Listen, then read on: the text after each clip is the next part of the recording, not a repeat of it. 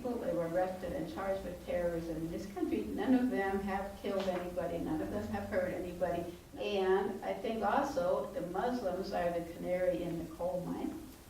And now we're going to hear from Jared Hamil, who will elaborate on that. And you're from the Committee to Stop FBI Repression, right? That's correct. Have I got it right? That's correct. Okay. So my name is Jared Hamil. I'm with the local activist, but I'm also with the Committee to Stop FBI Repression, as well as, which is a partner, as part of the National Coalition to Protect Civil Freedoms.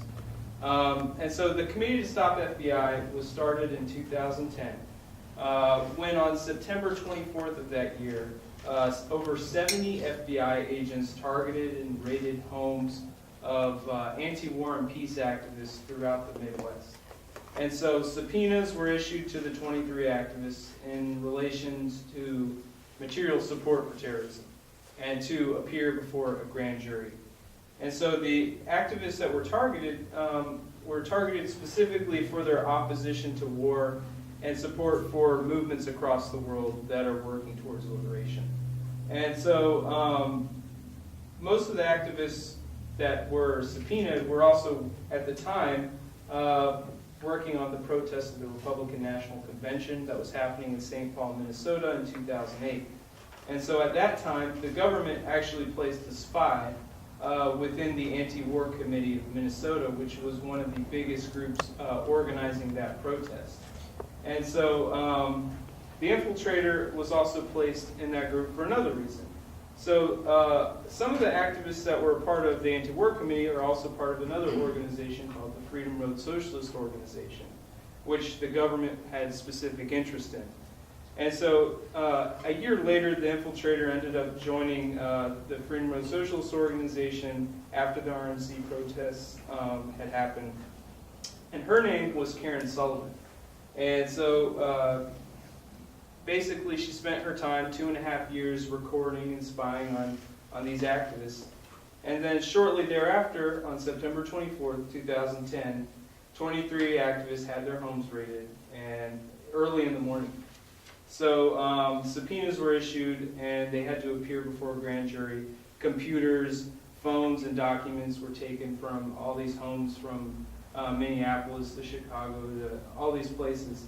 And so some of those who were targeted had traveled to countries like Palestine and Colombia, and they met with others on peace delegations to learn from the experiences of like the brutal regimes that are like oppressing people, that are all backed by the United States, which is like an important point. And they're backed by money and military aid. So though only some of them had traveled, all the 23 are activists. They're anti-war activists, and they continue to speak out against U.S.-sponsored oppression of peoples across the world. And so I want to talk a little bit about grand juries and what they actually are. So the use of the grand jury for investigations and political attacks dates back to the founding of this country, but it was especially used in the 1970s during the Nixon administration.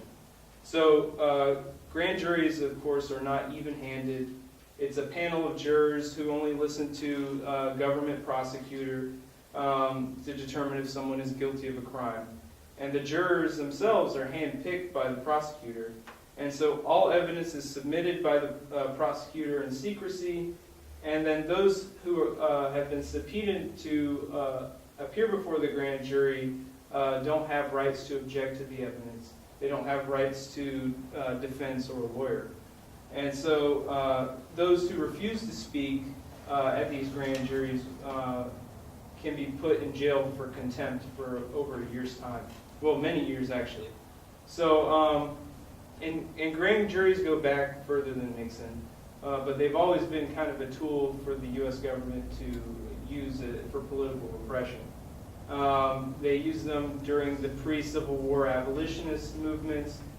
They used them during the Civil Rights era, but they were especially used in the movements that were rising in the 70s, especially the movements against the Vietnam War and the American Indian movement. And so that was like when they really started amping up the use of grand juries. So fast forward to 2010, and the Supreme Court case of Holder versus Humanitarian Law Project. It's a very important Supreme Court case, which basically allowed the government to use even speech as an aid to terrorism. So this has not only been used against the peace activists like the 23, but also against many Arabs and Muslims as well. And so we know that the U.S. government uses material support for terrorism for two reasons. They want to use it so that they can silence those speaking out against the U.S. government, and they also use it as a tool to help fuel the war machine that they're building overseas. And so it's necessary for people to recognize that, and then also those that are activists need to continue building those movements, even when repression happens, that the movements still need to move forward. So for the 23 and the Committee to Stop FBI, there's been a lot of activity against this repression. And of course, the government didn't slow down either. Less than a year after those raids, Chicano and immigrants' rights activists and one of the founders of the Brown Berets in Los Angeles, Carlos Montes, had his home raided by LA SWAT team. And he was questioned about the FRSO. And basically, they were trying to drum up some charges stemming from an arrest at a protest in 1969. So, you know, that's, I don't know how many years later, like 40, 50 years later. So, basically, let's see here. So for Montes, basically what the Committee to Stop FBI did, they helped organize protests at the court hearings, they helped organize call-in days, and eventually they got his charges dropped. So today he walks a free man and with no charges at all. But for the 23, they've been doing the same and building a lot of support, speaking out against government repression. But they've been getting support from people all over the United States, from anti-war groups to unions themselves. So they've been, over the course of these 4 years, they've been building a lot of support. And so from now, all but one of the 23 has received their belongings back.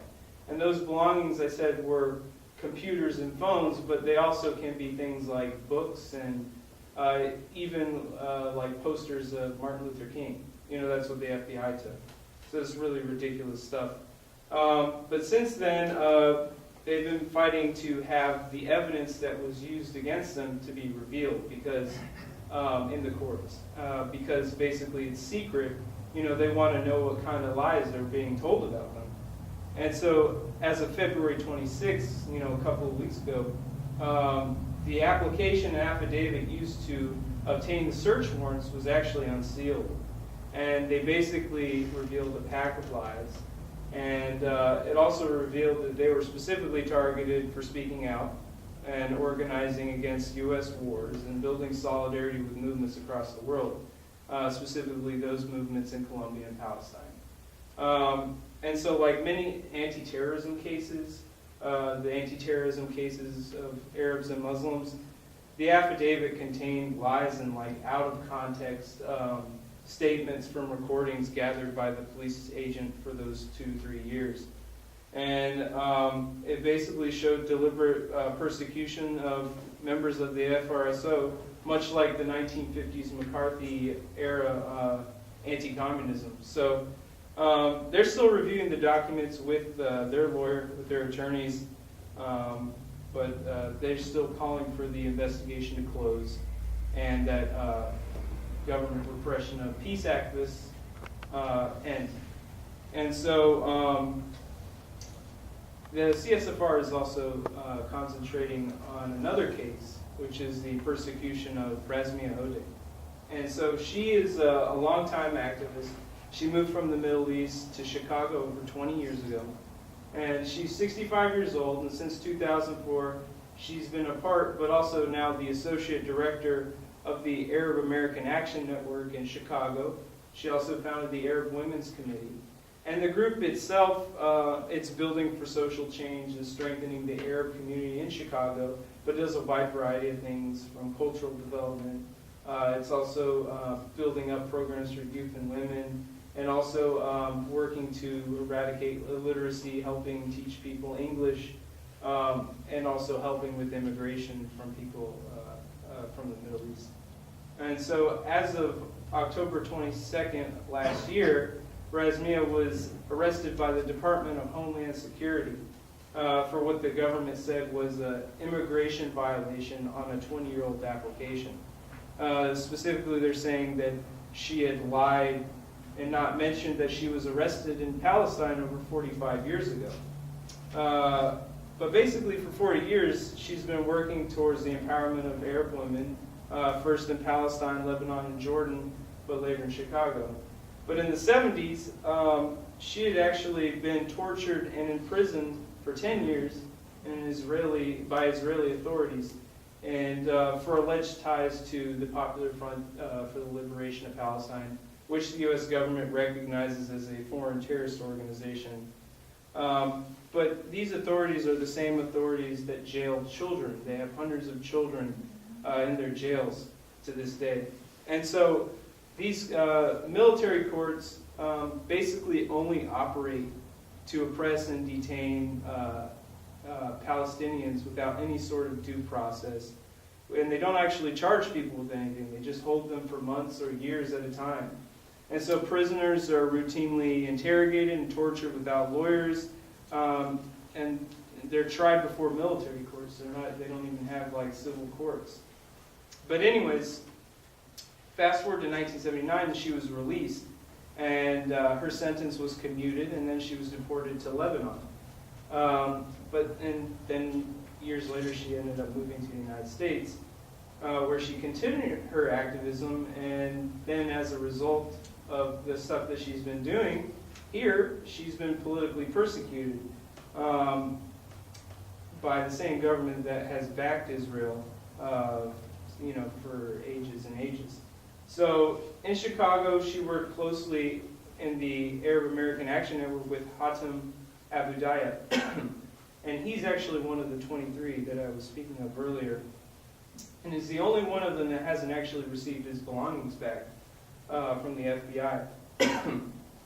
So Razmia's targeting comes from purely because of her activism.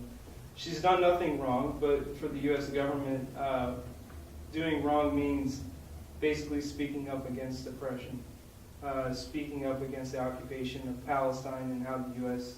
backs a government that oppresses those people there. So she's a well-respected community leader in Chicago. And actually last year she won the Outstanding Community Leader Award from the Chicago Cultural Alliance, which is a pretty big thing. And as a CSFR, we view this as another attack on Muslims and Arabs who are outspoken leaders in their communities. So for now, what we're doing is we're urging people to sign an email/petition. So we have a clipboard that's going around, and basically you sign it up, and your email, there's a statement on there, I think, that basically gets emailed to Gary Jonas, to Obama, and the local district attorney that basically has these trumped up charges on Razmia. But yeah, we have that going around, and I urge people to go to stopfbi.net where you can check out like all the information.